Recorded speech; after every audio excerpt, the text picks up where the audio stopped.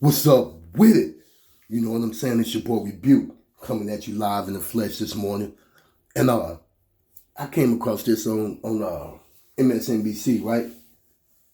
Fall of heinously ugly racist statue marks another step in, I guess it was like a slow removal of these racist statues. But let's check out this clip right quick. We ain't gonna watch all of it, but peep this. Finally, this morning, after this thing stood there for more than 20 years on the side of that interstate, after people painted it pink in 2017, they threw pink paint all over it. After somebody else spray painted the word monster on it last year in 2020, after all of the consternation and upset over having the founder of the Klan looming 25 feet tall as the gatekeeper to Nashville on an interstate highway all these years, this morning, today, finally came down. The executor of this guy's will apparently ordered the removal of the statue this morning. And whether or not that finally happened today, because as I suspect, it might be hard to sell that property with a giant, hideous pink Klansman on it, whether or not that was a property values decision in Oak Hill, Tennessee this morning. Frankly, everyone who owns property in Oak Hill, Tennessee and the surrounding I-65 feeder into Nashville probably saw their property values get a little boost today when the huge pink, hideous Klansman actually finally came down. The local state senator, Democratic Senator Heidi Campbell, who had petitioned to get this thing taken down, she told the Tennessean newspaper today, quote, "This has been a national embarrassment. I'm so excited. This is great news. It's just so hurtful to people. Not to mention," she said, quote, "it's heinously ugly." Fair enough. When the heinously ugly 25-foot tall statue of the Klan founder came down today in Tennessee, some local news outlets reported that the statue was going to be held in storage or possibly put up for sale. But that thing is not going up for sale. It's not even making it into the back of a pickup truck, let alone into some kind of, climate-controlled storage. It turns out, you could tell from the way they took it down, that it was made out of just like toothpaste. It kind of crumbled and fell apart as soon as they toppled it. These touchstones, these symbols of violent insurrection against the U.S. government, they're having their moment right now as well, which may not be a coincidence. Just yesterday in Richmond, Virginia, they started dismantling the pedestal that had once held a giant statue of the head of the Confederate Army, Robert E. Lee. That statue itself came down in September of this year. Democratic Virginia Governor Ralph Northam announced this weekend that the pedestal on which the Lee statue stood, that pedestal will also start to come down in Richmond. They apparently started dismantling it yesterday. They say it will be gone by the end of the year. In July of this year, you might remember, they also brought down the Robert E. Lee statue that stood pride of place in Charlottesville, Virginia. It was all the way back in 2016 that high school students in Charlottesville started to petition to have that Robert E. Lee statue taken down. The city council in Charlottesville voted the following year in 2017 that it should be taken down.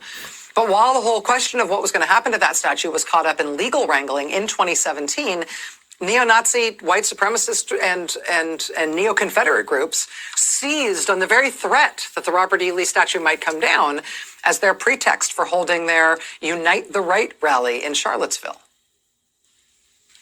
The statue at the center of that didn't actually come down until July of this year. Since then, just a couple of weeks ago, the Klan and neo-Nazi and neo-Confederate groups that organized the deadly Charlottesville riots in protest of that statue being having a plan to take it down, those groups were just found liable to pay more than $25 million to the people who were hurt by the white supremacist rioters in Charlottesville. But look at what's happening in Charlottesville right now. Late last night, in a meeting that actually stretched into the early hours of this morning, the Charlottesville, Virginia City Council took a vote on what to actually do with the statue. That Robert E. Lee statue that they finally took down this summer in July, it's 1,100 pounds of bronze. They did finally take it down from that square in town. 5 years after local high school students asked them to please take it down, and 4 years after the city council said they would, 4 years after neo-Nazis and neo-Confederates converged on their city to protest that decision, they finally took it down. But what are you going to do with it? Apparently, at least a half dozen different groups had approached the city of Charlottesville saying they wanted the Robert E. Lee statue. They had something or other that they wanted to do with it. Well, last night, or early this morning, in a unanimous vote, the Charlottesville City Council decided what to do with it.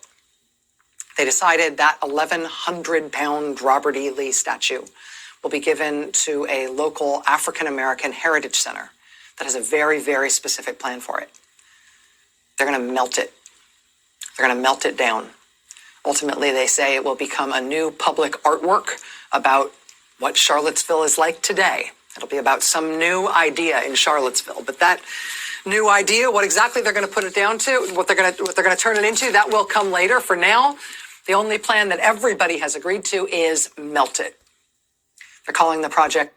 Now, see, audience, ladies and gentlemen, what we have to realize is that without America's bloody, racist, demonic history, these Europeans wouldn't have anything.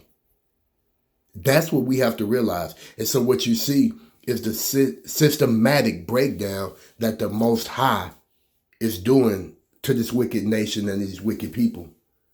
Because we know they praise these statues. They worship these idols. And what do it say in the Bible? That we're not supposed to worship idols. See, Babylon is falling. And it's falling right before our eyes. And it fell this year on January the 6th. So keep your eyes open, man. You know what I'm saying? Look at what the Most High is doing to these heathens. That's why they don't want to teach critical race theory in school. Because, see, you don't want to teach your children what you had to do to illegally possess our land. You want to keep your bloody, disgusting, satanic history hidden. But be proud of the wickedness you done. Be proud of your wickedness, because the Father in heaven is going to judge you for it. With that, I say shalom.